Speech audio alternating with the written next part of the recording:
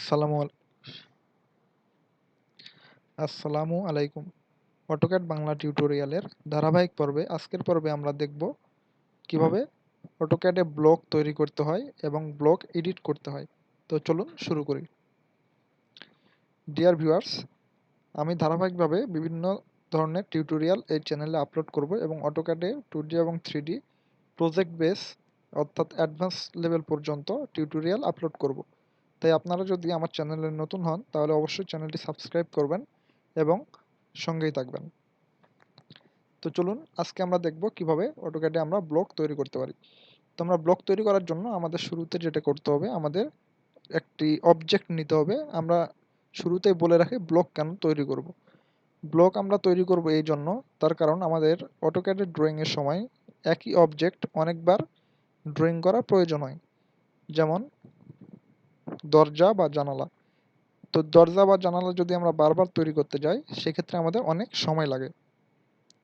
এই জন্য আমরা অটোক্যাড ব্লকের মাধ্যমে এগুলো তৈরি করে রেখে দিব, যাতে পরবর্তীতে আমাদের যখনই দরকার হবে তখনই আমরা ব্লকটা ইনসার্ট করে সেখানে আমরা ব্যবহার করতে পারি। তো চলুন আমরা শুরুতে একটা জানালার সিম্বল ড্র করি। এই জন্য আমরা যেটা করব, আমরা জাস্ট একটা পলি লাইনের মাধ্যমে বা লাইনের মাধ্যমে একটা, আমি আপনাদেরকে দেখাচ্ছি কোনো মাপ ছাড়াই, একটা রেক্ট্যাঙ্গেল ড্র করলাম। এরপরে আমরা এখান থেকে আবার পলি লাইনের মাধ্যমে বা লাইনের মাধ্যমে এখান থেকে আরেকটা লাইন ড্র করলাম। এরপর আমরা মাঝখানে আরেকটা লাইন ড্র করব এখানে।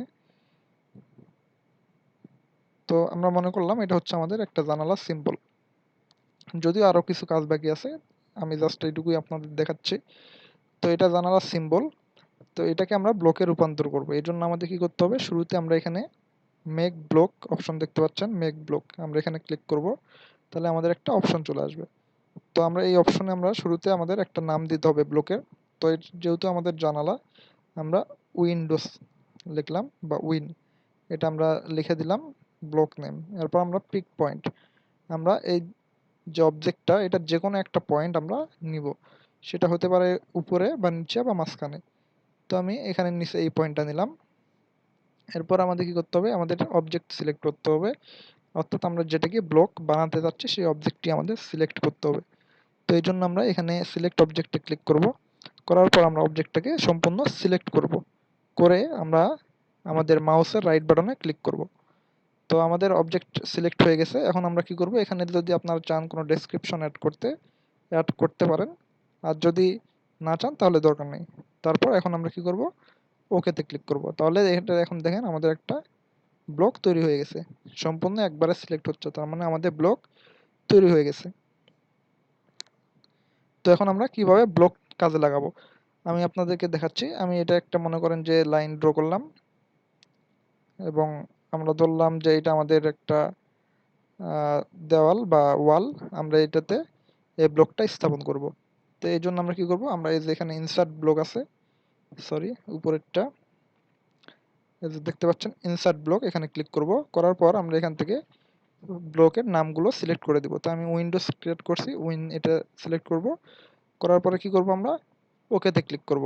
তো ওকেতে ক্লিক করার পর দেখবেন যে আপনারা যেটা পিক পয়েন্ট দিয়েছিলেন সেখানে সিলেক্ট হয়ে আছে। তো এটা আমরা কি করব, জাস্ট এখানে বসাই দিব, অর্থাৎ এখানে নিয়ে এসে যদি উপরে দিতে চাই উপরে, মাঝখানে দিলে মাঝখানে, নিচে দিলে নিচে, আমরা যেখানে আমাদের ইনসার্ট করার প্রয়োজন বা ব্লকটার দরকার আমরা সেখানে ক্লিক করব। তাহলে এখানে যদি আমি ক্লিক করি তাহলে দেখেন আমাদের ব্লকটি এখানে বসে গেছে। তো এটাই হচ্ছে মূলত ব্লকের কাজ। এখন আমরা দেখব কিভাবে ব্লক এডিট করতে হয়। তো ব্লক কিভাবে এডিট করতে হয় এই জন্য আমরা যাব, প্রথমে টুলসে যাব, টুলস থেকে এখানে দেখতে পাবেন ব্লক এডিটর অপশন, এখানে আমরা ক্লিক করব। এখানে যদি ক্লিক করি এখানে আমরা কোন ব্লকটি এডিট করতে চাই সেটার উপর ক্লিক করব। তো আমরা উইন্ডোজ এডিট করব, এটার উপরে ক্লিক করলাম। করার পর আমরা কি করব, ওকেতে ক্লিক করব।